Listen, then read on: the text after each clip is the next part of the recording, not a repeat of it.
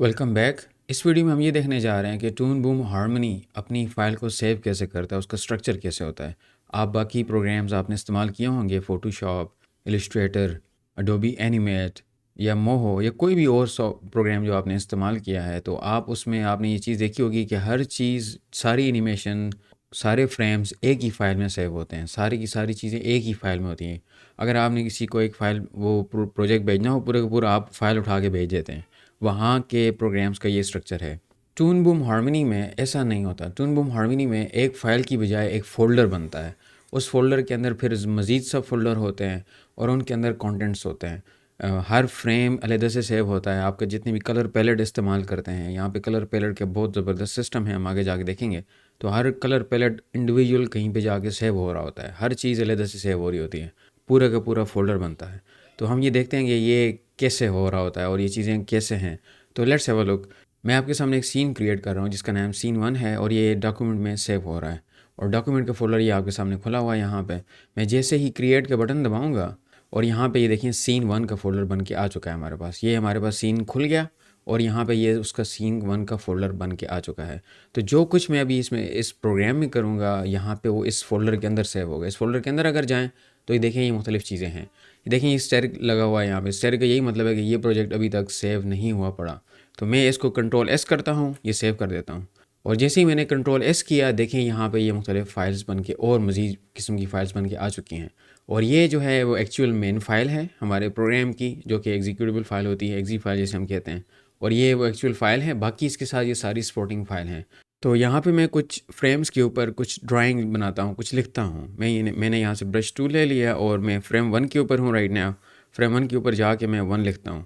Let's say मैंने 1 लिखा और मैं नेक्स्ट फ्रेम पे जाता हूँ और यहाँ पे लिखता हूँ 2 और नेक्स्ट फ्रेम पे फिर जाता हूँ, लिखता हूँ 3, देन नेक्स्ट फ्रेम पे 4, फिर नेक्स्ट फ्रेम पे 5। तो मैंने 5 फ्रेम्स के ऊपर कुछ भी ड्राइंग कर दी। मैं इसको यहाँ से पकड़ के लेट्स से मैं इसको एंड पॉइंट को यहाँ से इधर 5 फ्रेम के ऊपर लेके आ जाता हूँ ताकि, और अभी मैं एनिमेशन को अगर प्ले करूँ तो देखें ये हमारे पास 1 2 3 4 5 तक जो है काउंटिंग लिखी हुई है। यानी कि 5 फ्रेम्स के ऊपर चीज़ें मौजूद हैं। तो ये जितनी भी ड्राइंग्स बनाई हैं ये अलग तौर पे सेव होंगी। यहाँ पे एलिमेंट्स में जाएंगे आप, ये ड्राइंग्स में जाएंगे और यहाँ पे देखें आपको कुछ फ़िलहाल नज़र नहीं आ रहा। बिकॉज इसलिए नज़र नहीं आ रहा बिकॉज मैंने इस सीन को सेव नहीं किया। मैं जैसे ही दोबारा कंट्रोल एस दबाऊँगा, मैं यहाँ से सेव करूँगा तो यहाँ पे ये देखें ये ड्राइंग 5 ड्राइंग बन के आ चुकी हैं। हर ड्राइंग एक फ्रेम को यहाँ पे रिप्रेजेंट कर रही है।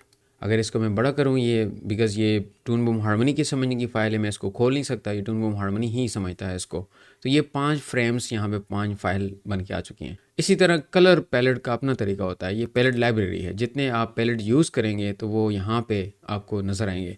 ये लेट्स से ये सीन 1 का पैलेट है राइट, और मैं नया कोई पैलेट ऐड करता हूँ राइट, और मैंने नू के नाम से एक पैलेट कलर पैलेट ले लिया यहाँ पे नू के नाम से। अभी इसको मैं सेव करूँगा, ये यहाँ पे सेव हो जाएगा। मैं सेव इस दफ़ा जो है इस बटन से करता हूँ और देखें ये नू के नाम से ये पैलेट सेव हो चुका है। तो इस वीडियो में हमने देख लिया कि टून बूम हार्मनी बाकी प्रोग्राम से बहुत ज़्यादा डिफरेंट है फाइल सेविंग के पॉइंट ऑफ व्यू से। यहाँ पे हर प्रोजेक्ट या हर सीन एक फ़ाइल की बजाय एक पूरे फोल्डर में सेव होता है और हर फोल्डर में हर चीज़ इंटैक्ट पड़ी होती है। ये सारी बात करने का मकसद ये था कि आप जब भी टून बूम हार्मनी का किसी को प्रोजेक्ट भेजेंगे तो आप सिर्फ ये वाली फ़ाइल नहीं उठा के भेजेंगे, आप पूरे का पूरा फ़ोल्डर बना के भेजेंगे। और भेजने का रिकमेंडेड तरीका यही है कि आप इस पूरे फ़ोल्डर को कंप्रेस करके एक फ़ाइल बना के भेजें। WinRAR की सूरत में या ज़िप फाइल की सूरत में इस पूरे फ़ोल्डर को, C1 ये आपका फ़ोल्डर है, इसको आप WinRAR के ज़रिए ज़िप करके किसी और को भेजनी होगी तो आप ये पूरी फ़ाइल भेजेंगे, तब ये उसके पास पूरी कंप्लीट फ़ाइल खुलेगी, अदरवाइज़ ये नहीं खुलेगी। तो फिर सवाल यहाँ पे ये पैदा होता है कि ये टून बूम हार्मनी वालों ने ऐसा क्यों किया है।